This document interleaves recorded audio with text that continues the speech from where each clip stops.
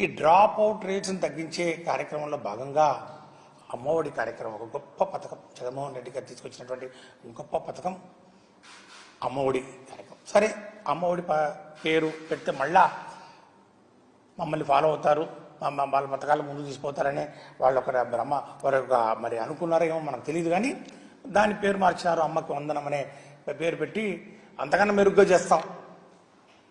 మేము తల్లులకు మరి పిల్లలను బడికి పంపిస్తే ప్రతి తల్లికి డబ్బులు ఇస్తామనే కార్యక్రమాన్ని వాళ్ళు మారుస్తూ అమ్మకు వందనం అని చెప్పి, అది ప్రతి పిల్లవాడి ఇంట్లో ఎంతమంది ఉంటే అంతమంది, 2 ఉంటే 3 ఉంటే ఎదుగు నీకు నీకు నీకు నీకు 60,000 కానివ్వండి, 75,000 కానివ్వండి, మరి 90,000 కానివ్వండి, ఎంతైనా కానీ అందరికీ మేము ఇస్తామని చెప్పినటువంటి కార్యక్రమం.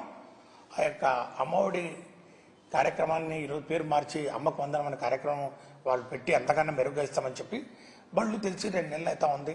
వాళ్ళు ప్రభుత్వం వచ్చి కూడా 50 రోజులు అవుతా ఉంది.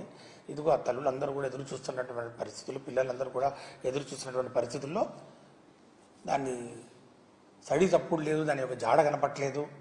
మరి చావు కబురు చల్లగా అన్నట్టు ఈరోజు దాన్ని మళ్ళా ఇది ఈ సంవత్సరం మేము ఇవ్వటం లేదు అని చెప్పి ఏదో ఒక సాకు మళ్ళా ప్రతి కార్యక్రమం వెనక ఈ టీడీపీ యొక్క ఆలోచన విధానం యొక్క భావజాలము సాకులు చెప్తారు.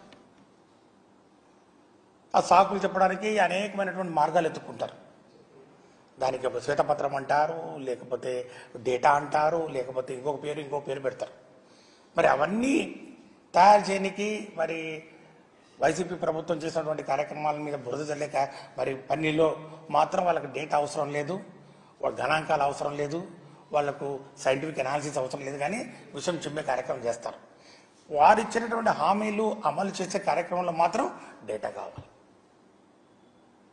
ఇది ఎక్కడే?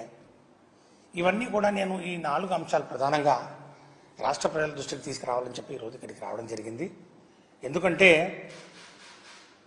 ఈరోజు వాళ్ళు ఇచ్చినటువంటి హామీలు నెరవేర్చే క్రమంలో వాళ్ళు ఏ విధంగా కుంటి సాకులు చూపుతూ దాన్ని తప్పించి దాన్ని దాటవేసే కార్యక్రమం చేస్తున్నారో ఒకసారి రాష్ట్ర ప్రజలు కూడా గమనించాలి. Please subscribe .news.